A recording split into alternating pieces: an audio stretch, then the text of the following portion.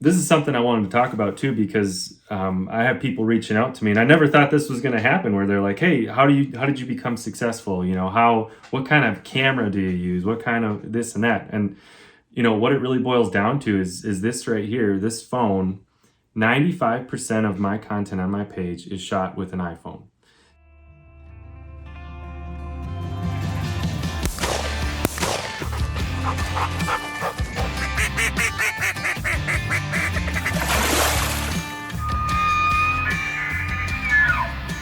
Welcome to the SCHEELS Outdoors podcast, your source for information on hunting, fishing, and all of your outdoor passions.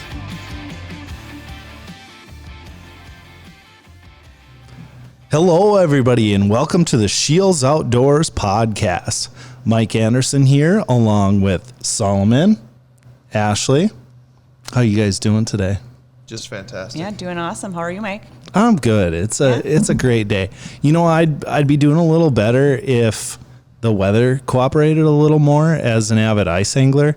Of course, I'm originally from Minnesota, so of course I'm going to talk about the weather right away. But or if it was the weekend, because you have fun plans. Yes, I do have. You're probably just thinking about the weekend. I am. I'm in weekend mode already. So I am headed to Upper Red Lake this weekend. Very excited about it.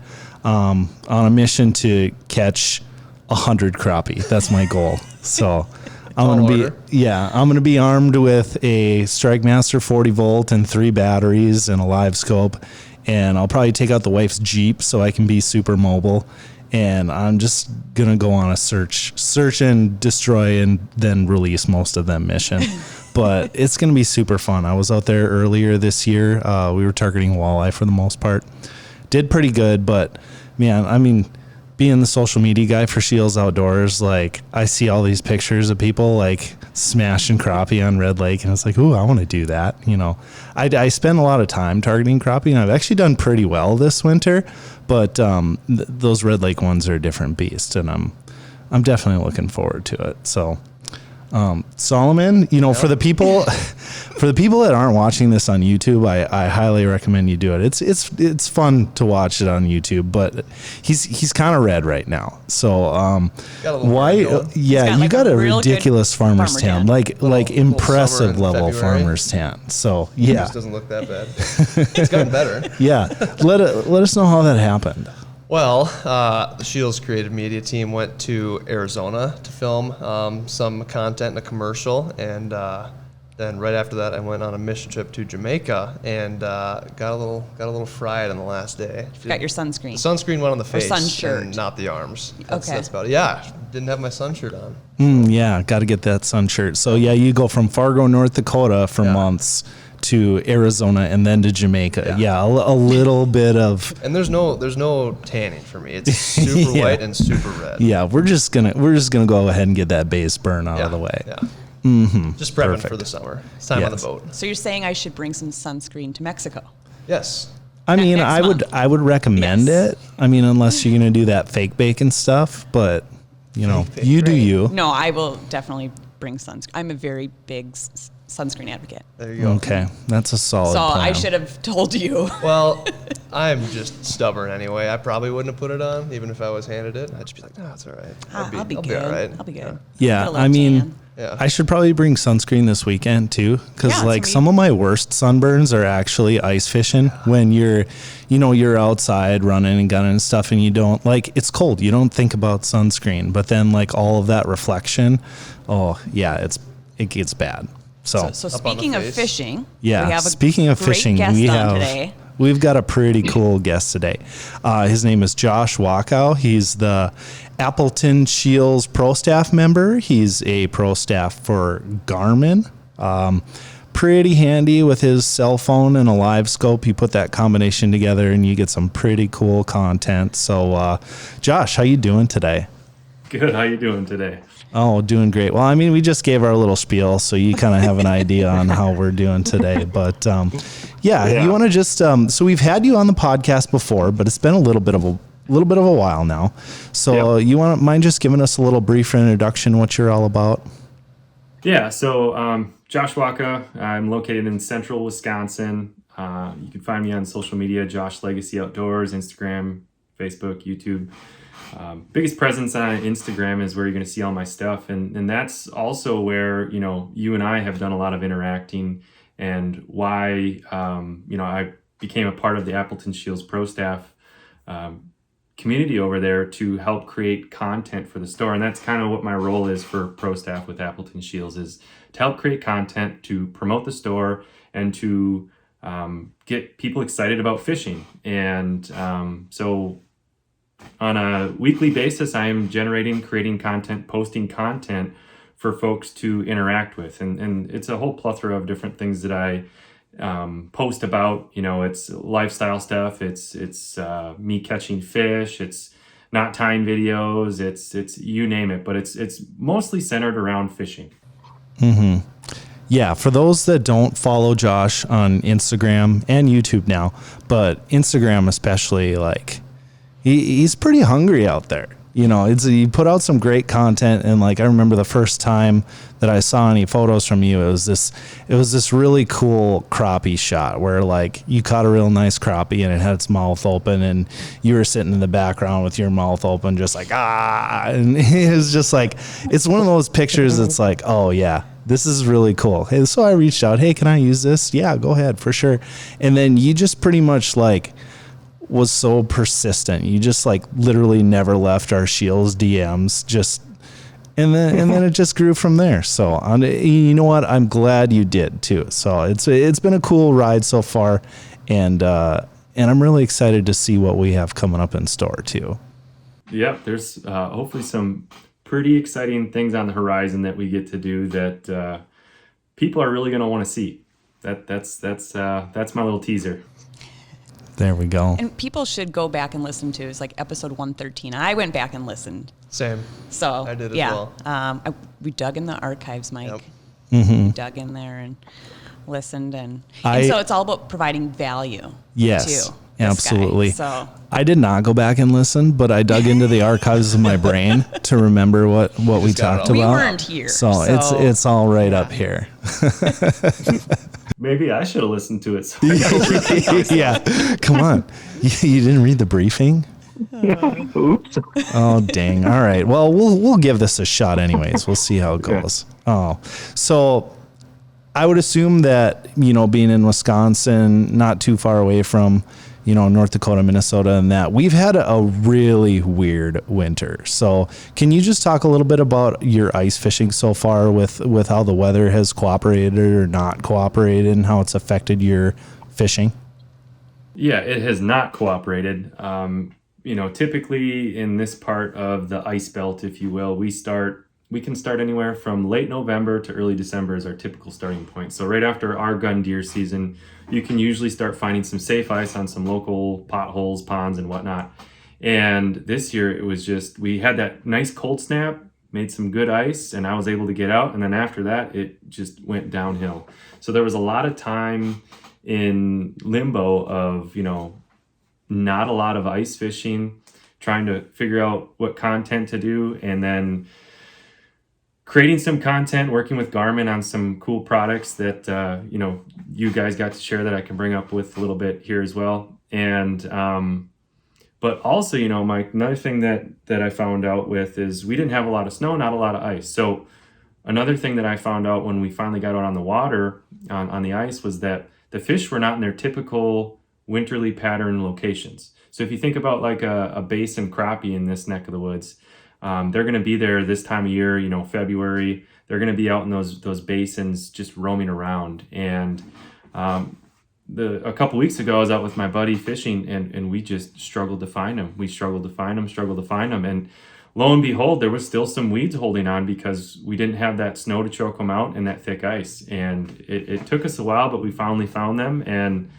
yeah, I think a lot of anglers are echoing that same thing of the fish aren't where they typically are, and they're still fishing those early season spots, even though it was February. So it's just been a roller coaster year, been really weird. Been lucky enough to get out and have some buddies with some UTVs and ATVs to get out to new locations that you'd have a hard time to get to walking, and been able to put some fish on the ice. And the most important thing, which my son reminds me all the time, is we've been able to have a few fish fries. Oh, there you go. Perfect. Yeah, in my ice fishing year, it's been interesting because like I haven't made it out a whole lot, but the times that I have made it out, I've been able to do pretty well. Traffic wise, there's a lot less people on the ice. You know, you can't really get the wheelhouses out, so there's less fishing pressure, and I've noticed like more numbers of fish when I've been able to go out. But one day stuck out in particular. It was one where my wife had plans to go on this curling tournament with her gal friends. So that meant I had a weekend with the girls. So I got to choose what I wanted to do. So naturally, I'm going to take them fishing. So I was like, okay, I'm going to find myself a good panfish lake so they can catch like 100 sunfish and keep them entertained and stuff. So I reached out to my buddy Matt from the Fargo SCHEELS Outdoor page, and I'm like, Matt, where can I go to get on hundreds of sunfish? And he's like, oh, I got the perfect spot for you. I was there a couple weeks ago. We were in the fish were still in the weeds, and just find the edge of that weed line and you'll be golden. So took his advice, went to the spot, found the weed line, put the camera down. Weeds were still fairly green. So I was like, all right, I'm feeling pretty good.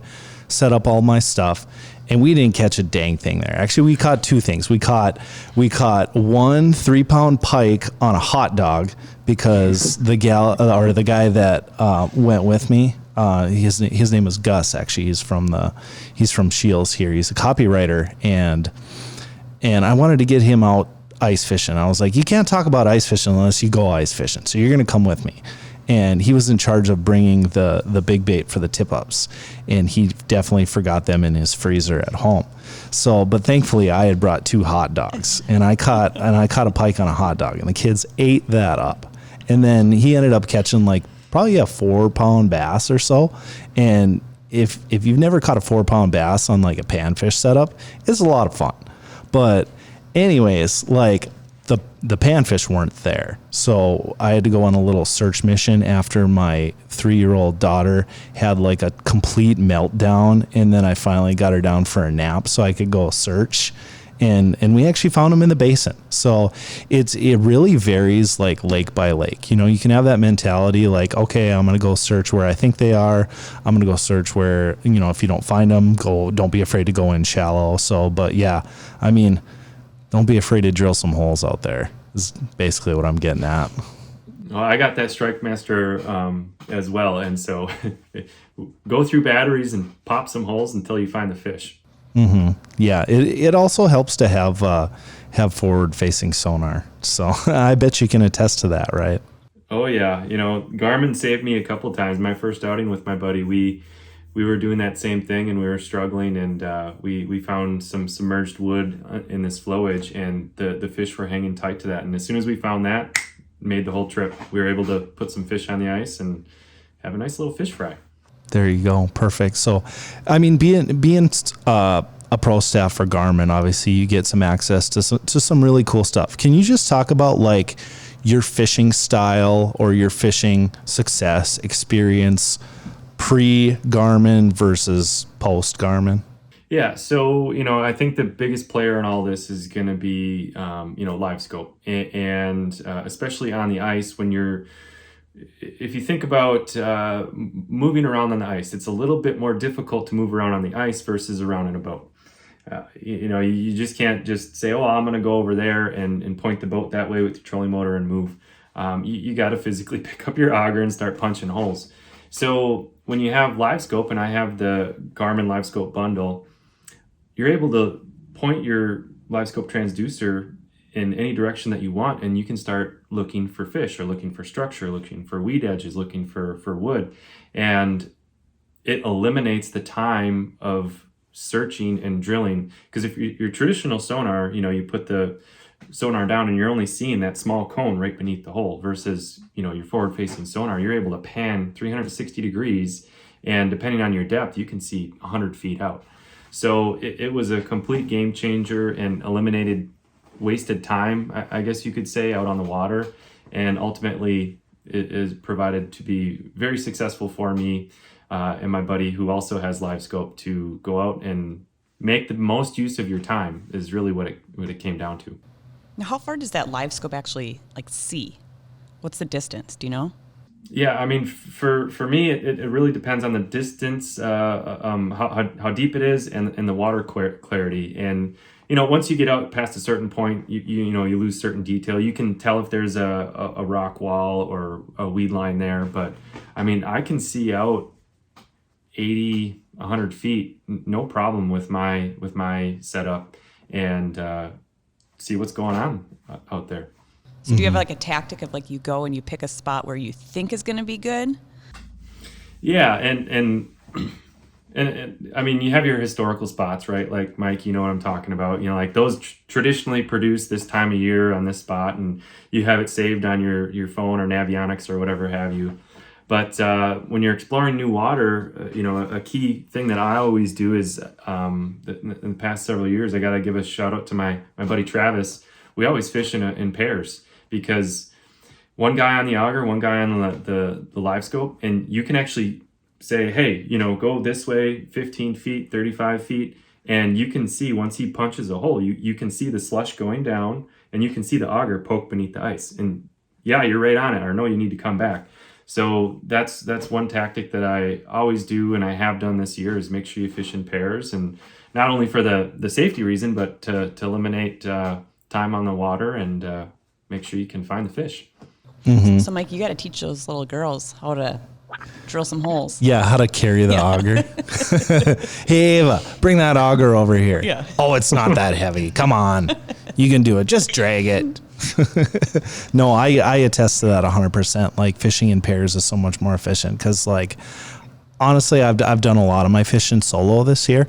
Cause like I'll go out, my in-laws live on a lake, so I have a built-in babysitter there, and I can go out in the mornings, and nobody else really likes to go out there with me. They don't quite have that same hunger or that same drive. And cause like this past weekend I was kind of crazy, cause it was like, I don't know, it was about 10 degrees when I woke up, and it was like 30 to 40 mile an hour wind. And I couldn't convince anyone to go with me, but I was committed, like absolutely 100% committed. I'm going, to the point where like I tried to start the four-wheeler and it didn't work, like the battery was dead. So I switched to the snowmobile, and there really isn't any snow out there, except there's little tiny pockets here and there. So I'd like have to drive side to side to like little snow pockets to like lubricate the track and stuff. But I was going, and I found the fish though. But what happens is like sometimes they move a lot. Like I was doing basin fishing for crappie, and they just weren't really stationary. So I'd go and I'd find them and I'd drill a hole, and then they were past the hole, and then I would try and figure out where they're at, and then I would think I was really close, and then I'd start dropping down, and then they'd be a little bit past me, and I would cuss, and then I would drill another 3 or 4 holes, and then I would finally pick one off. And to do that with 2 people though, it just becomes so much more efficient. Right. So, yeah, I Pro feel tip you right there. Yeah. Or lay a grid down. Another thing that me and my buddies do is we lay a grid down, and they're going to be cruising, they're going to be roaming, and just lay a grid down so you can hop over to the next hole and try and get in front of them, because when they come through, they don't really stop for anything unless your bait's there. So they're just going to keep on moving by. Yep, and then you fishing with 2 people, like you get it up, and then the next person can drop it down immediately when you get that fish out, and you can keep something in front of that school, and then they tend to hang around a little bit longer too.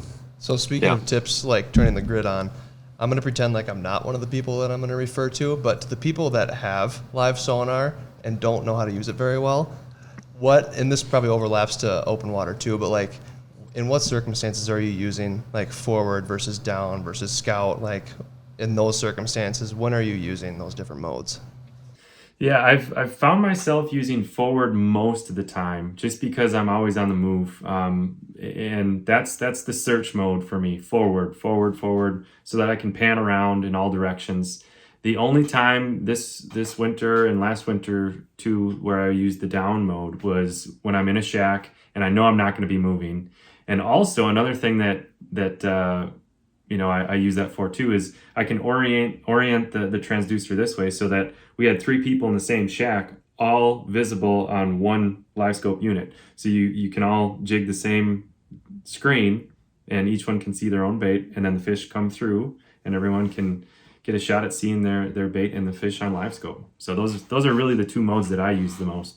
That was the story of my ice fishing this year. The 2 times I did get out, it was thick enough-ish to get out the bigger shack, and it was more of a set it down in the historical spot and hope there was fish there.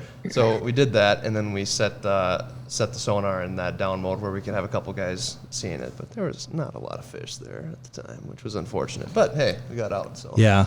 I mean, what that LiveScope is really good for is like finding the spot on the spot. You know, like when you're starting out, you're looking, you know, mapping's your number one tool. Finding those inside turns or those humps or those drop-offs and things like that. And it's like, okay, I think this is a high percentage area for fish. You drop it down, then you got LiveScope. You can see 100, 150 feet, whatever, scan it around, find the spot on the spot, then set up your house.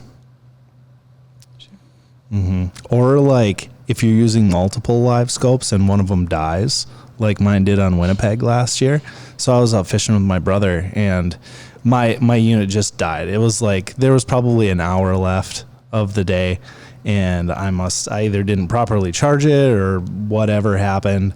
I got a dead sonar. So like he's going around, he's scanning, looking around. He's like, oh, there's a fish like 40 foot over there. We got a hole. It should be really close to that hole. So he like directed me. So he's like, okay, put your bait down, drop it. Okay, you're in the zone. Start jigging. Okay, that fish is engaged.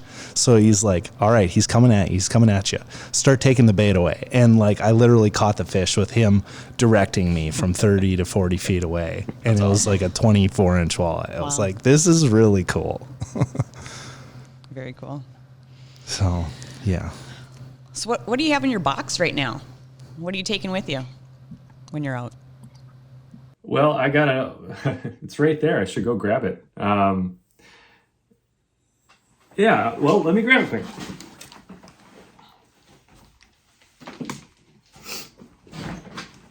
All right, so here's my box. I keep all of my ice fishing stuff. I got my drone, my camera, my tripods, all that stuff in my office here so that I can keep everything organized and make sure it doesn't get all wet and rusty. But here's a nice little assortment of my jigs that I got right now. And Mike, you can chime in on this one, but I find myself, I have multiple poles that I use. I find myself, I'll tie one of my favorite ones on, and if I don't lose that thing stays tied on all winter. I'm very guilty of that for a specific pole. Yeah, I got some VMC in here. I got some, what else we got here? Some clam. On the other side, I got a few spoons and whatnot. But these jig boxes are nice. They are legit. Yeah. I'll give you that. And if you drop it in the water, it floats. Oh, nice. Yeah. Mike. Yeah, if you didn't listen to the last episode, they're hinting at me dropping my phone down the hole. So, yeah, still a little bit sore about that. That one didn't float. Nope. No, and it didn't sink at a rate that allowed me to get my hand down there either. I was shoulder deep in that hole, and I could just about got it, but I did not. I listened to that, and my wife, she brought it up because I'm guilty. I dropped a phone in the water.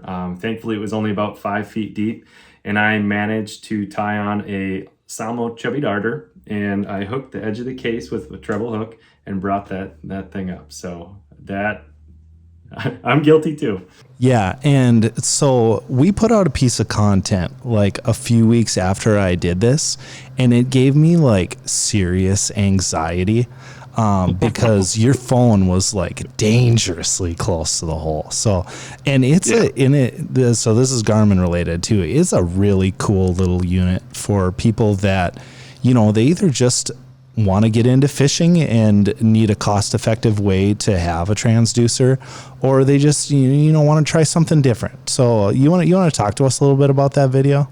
Yeah, so I used what was called a Garmin Striker Cast, and it's a castable GPS unit, sonar unit that you can, and initially intended for tying on to a rod, casting it out, and then being able to see what's out in front of you. So where I found that to be most useful would be for bank fishermen or shore fishermen or a pond fisherman that want to know what's out there. They want to know what type of structure they're fishing, or if there's fish out there. And so there's applications that you could use that for ice fishing. So you can put that, I call it like the blue bobber because I have the GPS version one, in the hole, and it's a wireless sonar device that connects via Bluetooth to your phone via the Striker app. And then you can see your traditional sonar wheel like you can for a Markham or a Vexlar, and see the bottom, and you can see the fish on it. And so what Mike's talking about is I had my phone on a tripod, and I had it, what about this far away from the hole, because I wanted to get it all in one because I was recording this. And I mean, you only have so much real estate when you're shooting vertical video, so it has to be close. But man, right. I looked at that and I was like, oh, one wrong move and that phone is gone, man. Don't do it. It's not worth it. Well, and I posted that video, and I think it got 900,000 views or something like that on my Instagram. So people were relating to it. They were roasting me a little bit in the comments about how can you do that with your phone and this and that, and tie some flotation to that because if it goes in, it's going down. And they were all true. But I have a pretty cool setup that you guys will be seeing pretty soon on my Instagram that I have put together with a phone holder, a battery charger and whatnot, and that thing will not sink, and it's going to provide battery life and whatnot. But the cool part about that Striker Cast is I think what it's geared most towards is the either entry-level person that wants to test out if they like ice fishing, or an early season or a late season where it's not super cold, or a backup unit. So Mike, if you were out fishing and your LiveScope goes down and you don't have it, this thing is no bigger than a bobber. You can carry it around in your pack, and it connects via Bluetooth to your phone. And 2 weeks ago, my buddy caught the Derby winner. He caught a 9-inch bluegill on it. So he was hole hopping with it, left his LiveScope bundle back at the hole, and he caught the Derby winner. So it's a really cool device. Mm-hmm, absolutely. And I do have a little insider information on Josh's setup. I have seen pictures, and I can confirm it's pretty cool. It's a legit setup, because like a lot of the comments that we got on those posts were like, either A, you're going to lose your phone down the hole, or B, your phone's going to die right away because it's going to just crush the battery being out in the cold. And his setup has effectively eliminated both of those issues. So, and it makes it's pretty simple to carry around too. It's pretty cool. So yeah, be on the lookout for that. Yep. It's funny reading those comments. I'm sure you get them with all kinds of posts, but it's one of those where I took it to heart, and it's like, I got to prove a couple of these people wrong because I want this thing's going to last all day. It's not going to get cold. And if I do dunk it in the water, it's going to float. So more to come. More to come. We'll just give people a little taste on that. But speaking of the Instagram, insider information, if you haven't checked out Josh's Instagram, I've seen some garage games on there. Oh yeah. So that started with, again, me and my buddy Travis. We were doing an annual fishing trip up north in northern Wisconsin in a small town, small ice fishing derby, and we were doing it 4 years in a row. And his parents retired and moved up there, and his dad has a really nice shop. And the first year when we started garage games, which was last year, it was cold and we wanted to go ice fishing.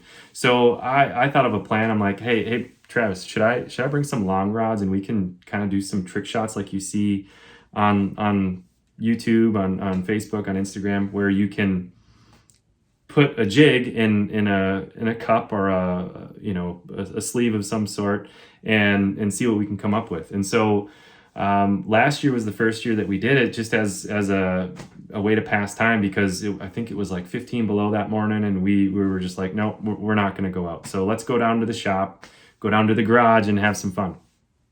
And his dad walked in when we were doing one of our most complex shots, and I think it was a piece of duct tape swinging back and forth, and both of us got it through at the same time, and it just went nuts. So this year, which I posted 4 of the 5 so far.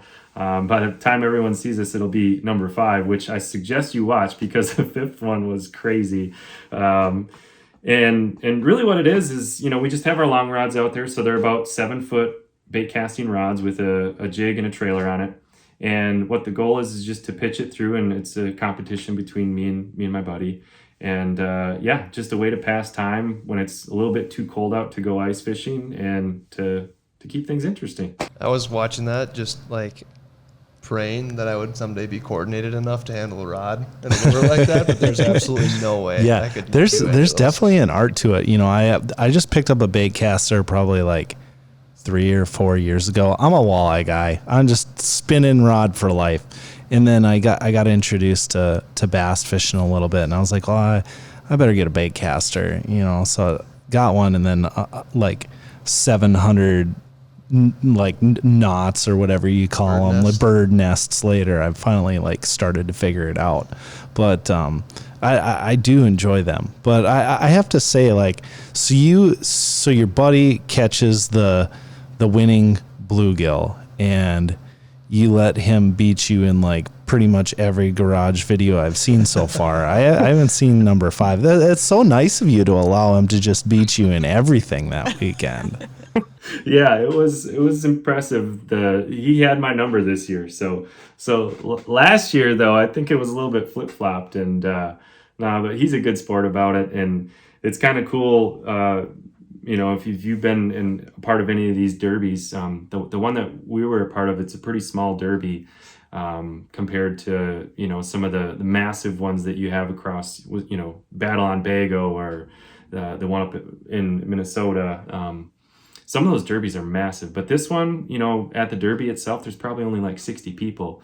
But we still managed to place just about every single year, and then win the door prizes. They give away buckets of jigs and some tip downs, some coolers and whatnot, and it's just a really cool experience. So if you've never been a part of a smaller ice fishing derby, people really need to experience those small town fishing derbies. The Rod and Gun Club, for example, put this one on and raising money for a good cause. So that's always fun.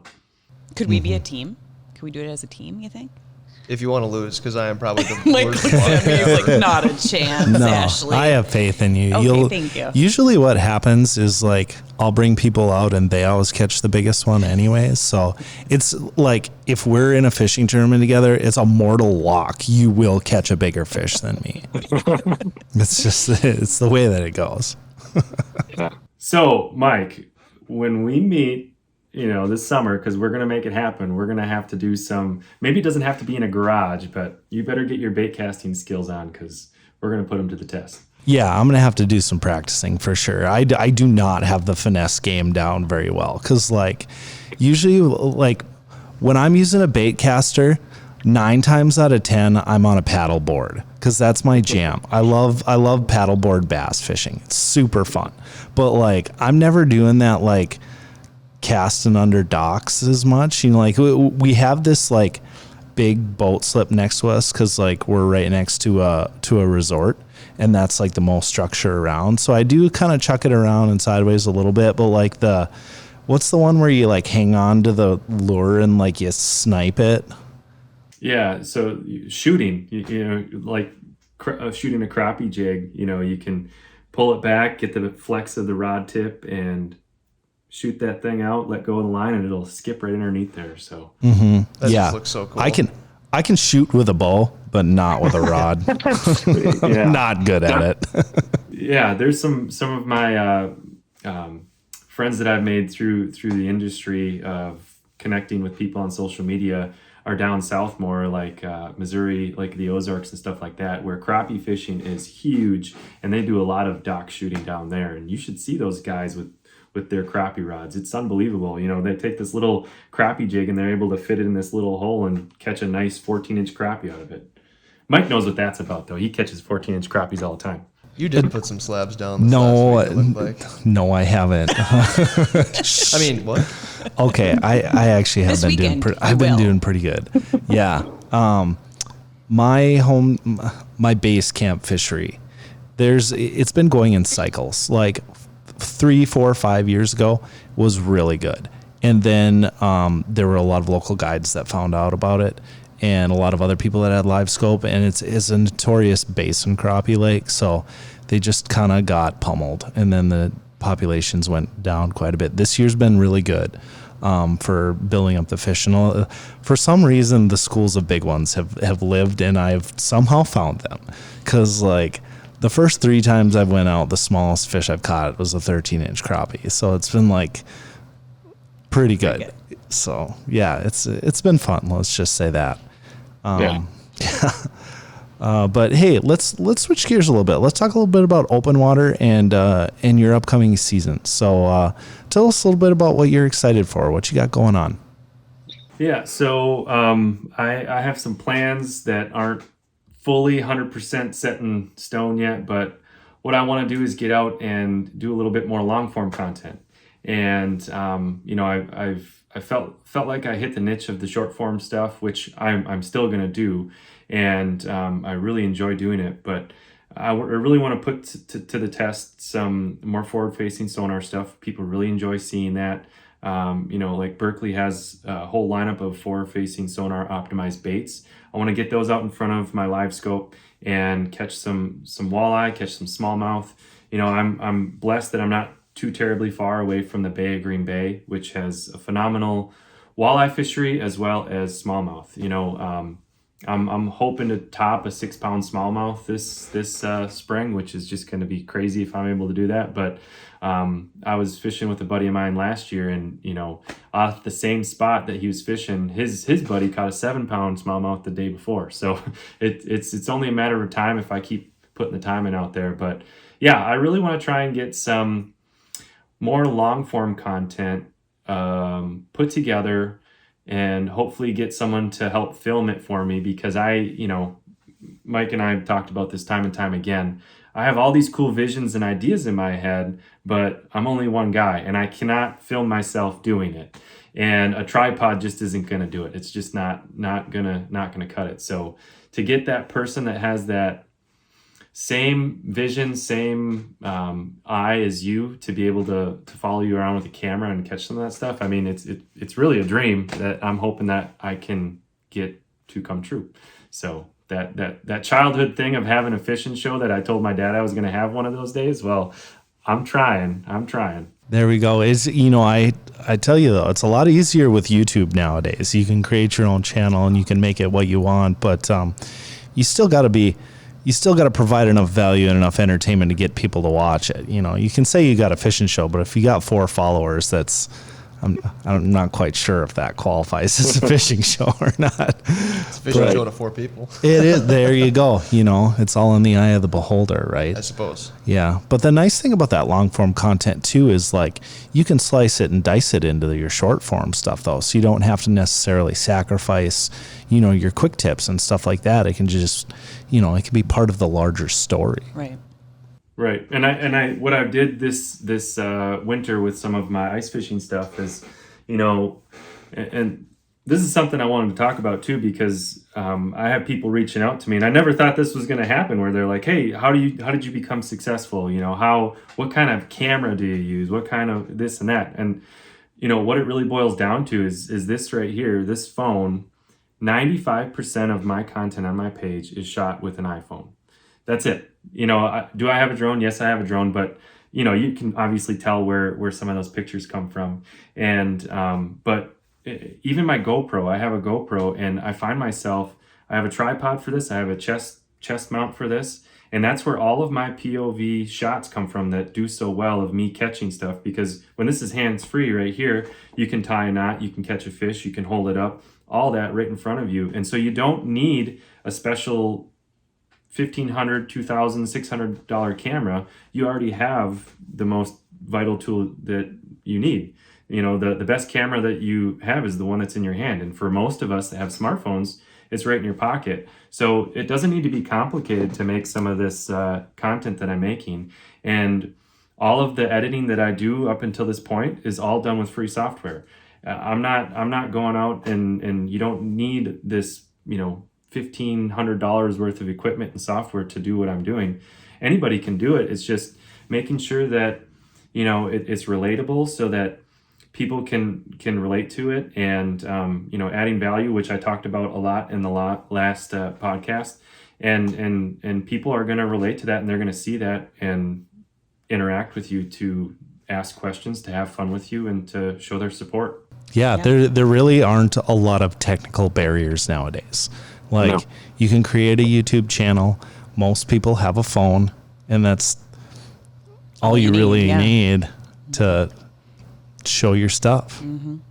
The only thing behind that is the drive and desire to do it. And some people, I think, get frustrated with not getting the interaction that they see other people have. And another thing and a problem with social media is it creates unrealistic expectations. And that's one thing that I try myself as a content creator to, debunk, in the sense that some people it's the grip and grin. Here's, the biggest fish that I caught of my entire trip, and that's the only fish you're going to see from that. Where, as me, you're going to see some of the small fish, because some of my most viral content, if you will, that I posted on Instagram is of smaller fish. And, I was talking to some buddies about that, and it's relatable, and it really is. If I'm going to go out there and catch a 11-inch bluegill or a 16-inch crappie every single time, how many people are actually going out and catching those? How many people are going to go out and catch a 7-pound smallmouth? It's less than 0.5% probably for all of those fish that I just mentioned. But if you go out and you catch a relatable sized fish, people are going to be like, yeah, I can go do that. I really appreciate that. Yeah. I think you should have done some content with the hot dog. Yeah, you know what? I actually did. So that's on my personal Instagram, though. I put a little mashup together because, like, I do a pretty decent job of, like, documenting my day when I do stuff like that. Honestly, normally it's just like Snapchat videos I'll send to my family and stuff. But documented that whole day. It was everything from, like, we didn't have fish right away. So the first part of the day was like me pulling the girls around on a sled and building some forts and having a pretty epic snowball fight. And then it turned to fishing. But you just have fun with it. That's the main goal. Have fun and just be relatable and real about it. I think that's, and you know people what? know that authenticity. Yeah, and honestly, that's the thing I appreciate most about your channel and your content is it is extremely relatable. Like, you're not in a $150,000 boat and going to the most epic fisheries in the whole world. Like, a lot of it is like around your home turf with, what you got. So, and it's like people can do that. People can relate to it. Yeah, I mean, I have the thing that I'm blessed with the most is I have a river that has a dam on it, so it's a reservoir that I can get to in about 8 minutes from here. Am I going to catch a state record in there of any species? Not a chance. But what I can do usually is I can go out and I can catch, and there's quite a few smallmouth, and that's one thing that I enjoy targeting. And, I can catch an 18-inch, 19-inch smallmouth, which is a pretty dang good smallmouth for that system. And even the fish down to 15, 16 inch, which, Mike, those are pretty old fish for, depending on your body of water, those smallmouth take a long time to get that big. But I go out and catch those and create some really cool content that people can relate to that, I'm not going to go out and catch a 6-pound smallmouth every single weekend. It's just, and another thing too, and I think, Mike, you're doing a good job too, is, we have families. And I have kids, and getting them involved. And, I'm really cautious about, how much I put out there with my kids, just because, this whole social media world. But I do take them out quite a bit to expose them to the outdoors, to what's dad doing when he wakes up at 5 o'clock in the morning and he doesn't come back until, 11 o'clock. And, he's got a bucket full of fish. It's time for a fish fry. Well, let's take the kids out and have them be a part of it too. And that's one thing that I commend you on, Mike, too. It's pretty cool when you take your family out there and have a successful day on the water. Mm-hmm. Yeah, I appreciate that. And, it's just rewarding too, like being able to share those passions with your family and get them, like, to kind of understand what what you're all about for sure. And like seeing the look in your kids' eyes when they like are reeling up that fish and then it goes topside and it's flopping all around and it's like, oh, this is so cool. That's how you start the next generation. Yes, exactly. You guys are gonna get me all emotional here, you know. Gosh, we don't have Kleenex. Well, and that's part of the thing too, that my dad, I didn't get it, and I had actually wrote some notes about something that I wanted to talk about for some of the stuff that you maybe had on here, but he would take me fishing, and I'll skip over a bunch of the stuff, but he liked to tie flies, and so we didn't have a lot of money growing up. We didn't have a boat or anything like that to do traditional fishing. So what's, you know, a more affordable thing is to bank fish or shore fish. And there was a couple trout streams where I grew up that we would go fly fishing in. And once I got a little bit older, we would go to our spot that we would love to go to, and he would just sit there and watch me fish. And I'm like, what the heck, Dad? Like, why aren't you fishing? And, you know, I'm sitting there casting and I catch one and he's just smiling and laughing. And now I get it. And, you know, seeing my son do that, you know, and seeing that come full circle, that's pretty cool. Mm-hmm. I love that. Absolutely. Yeah. That's so cool. All right, Solomon, I feel like, you know, we talked earlier, and I feel like you're kind of chomping at the bit to ask a couple of questions. Just because, you know, like I said before, I'm in the group of people that I'm about to talk to or about, but like the group of people that, I'll just back up. I ice fish more than I open water fish, but I've open water fished a little bit the last couple of years. But like the different strategies there are, it's just, to me, it's intimidating. Just the amount of knowledge and gear that you can have. You don't have to have it, obviously, but like, can you break down some of the strategies that you use for open water, whether it's like, well, soft plastic specifically is what I struggle with. I can pull plugs all day, like walleyes, stuff like that. That's as easy as it gets in my book, but like soft plastics and stuff like that, like, can you just break down some strategies you use for that? Yeah. So, you know, hard baits are fun, right? Because you know, you can tie those on and you can just fish all day, and you usually don't have to worry about re-rigging plastic and stuff falling off, you know, when you're catching fish. But, you know, I mean, that's a broad question, you know, but let's just narrow it down a little bit. If I'm smallmouth fishing, for example, the bodies of water that I fish tend to have a lot of wood and rock structure. So what I'm trying to do is I break it down when I'm heading out there with a hard bait if I can, and bring it over them, because I can fish that quicker. And usually when I'm on the water, I'm making the most of my time. And if that's not working, then I have to get out a jig and tie on a trailer, you know, some sort of creature bait or trailer, and flip it along there, where I can start bouncing that across the bottom. And another cool thing to do is, if you know, I have LiveScope now, but to see, okay, I have a rock pile up here, I have a lay down or something like that, and they will hunker down and they're gonna right close to that structure, so that you can bring a jig right over top of that.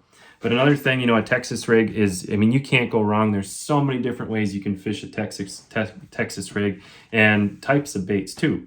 A stick bait, you know, your traditional Cinco, your creature bait, and it's weedless.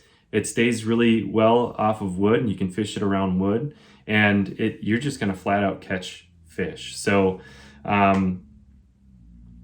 fishing structure is a lot of what brings me success, and making sure that you have, you know, match the hatch is true for many different reasons, because, you know, if you're getting the right type of plastic for that and the right type of color plastic for that system, whether it's, you know, crawfish or bluegill or, you know, shad or something like that, those fish are going to pick up on that, and you put that bait even remotely close and it looks halfway decent, you're gonna get bites. So I mean, that doesn't answer the entirety of your question, but well, you know, it was a broad question. You're exactly right. It was a broad question. It's like, I've never fished before, so no. But are you always looking for structure? Like, is that the first thing you're doing when you're going out? Is it you're I mean, because that's how I learned how to fish. You know, I didn't I didn't have a boat forever. I mean, I bought my first boat when I got out of college. I had to borrow some money from somebody to buy a boat, and my electronics were terrible. And so I was fishing, pounding the bank and seeing that visible structure, the laydowns and stuff like that, where I could cast to.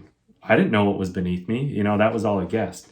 And so once I got LiveScope, that opened up the world quite a bit. So I could fish offshore structure. And that, if you're fishing this flat and all of a sudden right on the edge of that flat, there's a big rock ridge or a rock pile, it's going to hold fish, at least for majority of the year. And so picking apart that structure, hitting those high percentage spots is definitely the way to go. Gotcha. I've actually got a really good example of fishing with plastics that helped me. Let's hear it. So a couple of years back, I was on this camping trip with my family, and it's where two river systems met. One was a really big river, and then another one was like, you'd almost call it a stream. And I was talking with another camper, and they were like, I caught a bunch of smallmouth, and my eyes lit up like a Christmas tree. And I'd brought my rod, of course. We're standing at a campground where there's two rivers. I was like, all right, here we go. So I was just armed with my rod and a jig and a paddle tail. And I brought an extra jig and a paddle tail because I assumed I was probably going to lose them. And he told me, like, don't go to the big river. Like, that's tough. I mean, like, if you got a boat, yeah, you can do that. But go to the small one, just work upstream. And this one was like, it was clear water, and it was not very deep. It was probably like a foot on average everywhere, but it would have all these little holes, like where current seams are. And there's like like trees that would fall down and then create like a little bit of a dip behind it. So like taking those plastics and like pitching into the deeper holes and being able to visibly like see your bait and see how it works, that was like super helpful for me, because it was like, oh, that's how my bait acts down there when I pop it at this certain amount. Like, this is how much it's going to move, this is how it's going to fall, this is how I know to start picking it back up. And then these smallmouth would come out of the little holes and just absolutely attack it. And like, they weren't very big. I think the biggest one I caught was like 12 or 13 inches. But man, they in a river system, those fish fight. Like a 13-inch smallie is going to fight the same as like a 3-pounder in a lake. That's so awesome. And you can see how your baits are moving too. Yeah, That's like exactly. So anybody that really wants to get into fishing plastics, I recommend doing some sort of scenario like that. Yeah, I definitely need help with the ones that you'd like. I'm so new to it, like the ones that you would drag across the bottom, like whatever that may be, whether it's like lunker logs or like the bandito bugs or that type of thing, that's what I'll be practicing a lot this spring. Yeah, Ned rig, that one can be super successful, but also can be super frustrating at the same time. Are those the ones that like stand up like that? Yeah. And so they're prone to snag ups if you're not fishing them in the right situations and whatnot. But so what type of plastic are you putting on a Ned rig like that? Like what creature plastic? They make many different kinds, but it's just that, Z-Man makes the little TRD, Guggen makes the Rattling Ned, and it's just a little bitty stick thing, and it's just it's the erratic action. It darts. It doesn't have any appendages or anything like that. But I don't know why it's successful. I don't know if you got something to chime in on that, Mike. But it's interesting. It's just this little stick about this big, and the bass love it. Yeah, walleye love it too. Yeah. Mm-hmm. And I think relax. Yeah, I think a lot about the Ned rig is just you have your bait in the zone in front of the fish's face for so long. It's like they're staring at it, and then all you really have to do is give it just the smallest twitch every once in a while. And it's like, okay, if you got your bait in front of a fish for 10 seconds, 30 seconds, a minute, like they have that much time to stare at it. And then you give it that little twitch and they're like staring right at it. It's like, okay, that'll trigger that strike. And one thing, this is definitely not the way to use a Ned rig, but I've actually had a lot of success taking like shiners and putting shiners on a Ned rig, because then it's like, well, you got a hunk of meat right in front of your face, and they have a very difficult time resisting that. Well, and that brings me to another point, like with plastics, and I've learned two, through fishing with buddies that are, you know, been doing a lot longer than I have, you know, watching YouTube videos myself on new techniques, but a drop shot, which is crazy effective for many different species. And you can drop shot live bait and it's just dangling there, you know, and what that is it's in line, there's a hook and then there's a weight on the bottom, and then you're able to put a bait on there. But you can also drop shot live bait, like a shiner or a leech or a crawler, and that super effective for bass, for walleye. And that brings me to that, because we were doing that out on Mille Lacs for walleye with leech, and wow, they were loving it. This is probably a dumb question, but like with the drop shot like that, is it something you're casting out and letting it sit there, or are you moving it along a little bit? Well, I mean, what happens is that you're casting it out, you got to let it hit the bottom, and that's where it's in the zone. You know, that's the zone that you're targeting, is, you know, within that far of the bottom, or whatever you want your depth to be. And then you just hop it along the bottom if you're blind fishing. I mean, if you're fishing with LiveScope, it's you know, it's game over, because you can tell where they are, how they're reacting to it, and then twitch it a little bit. It's nothing erratic that you're doing. It's more of your, you know, your subtle slow roll techniques that get them to bite. Yeah. Drop shot with forward facing sonar is a lethal combination. Yeah. I've got a lot of strategies I need to try out this spring. So Hopefully we've inspired a few people to pick up a rod and get out fishing, whether it's through the ice or open water.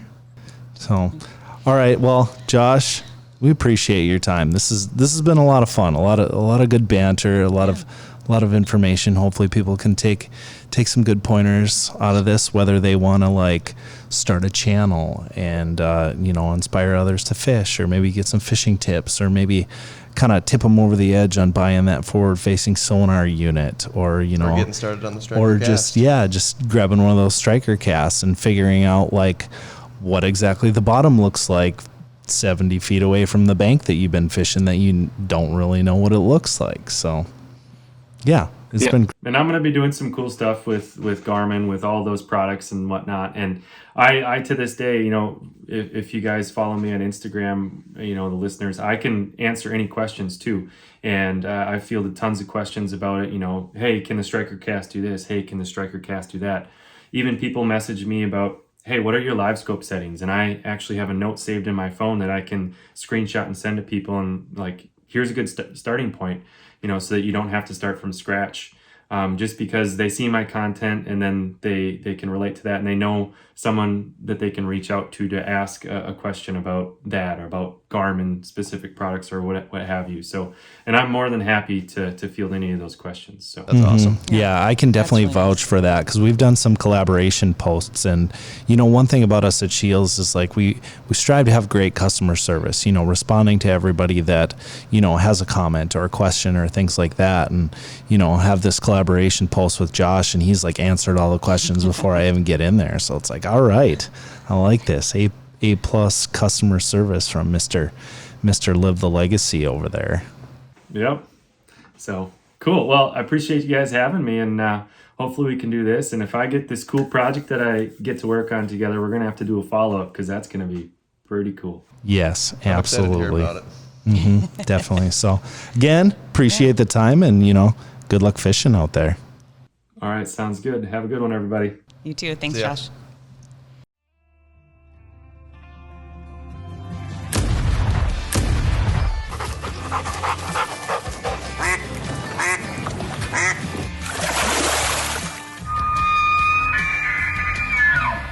Thank you for listening to the SCHEELS Outdoors podcast.